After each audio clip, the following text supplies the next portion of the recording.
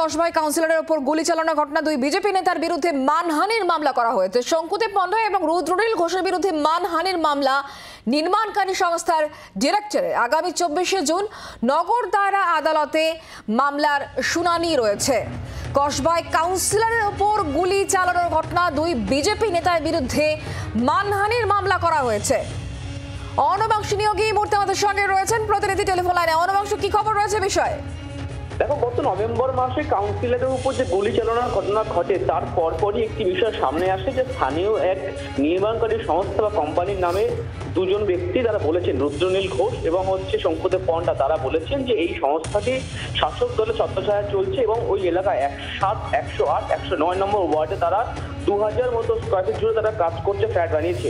এই বক্তব্যটি সর্বৈব মিথ্যা এবং ভিত্তিহীন, যে কারণে তিনি মামলা করেছেন। আগামী জুন মাসের 24 তারিখে এই মামলাটি শুনানি রয়েছে। সেখানে রুদ্রনীল ঘোষ এবং শঙ্কুদেব পণ্ডার আইনজীবীরা তারা উপস্থিত থাকবেন। অনবাংশু, ধন্যবাদ।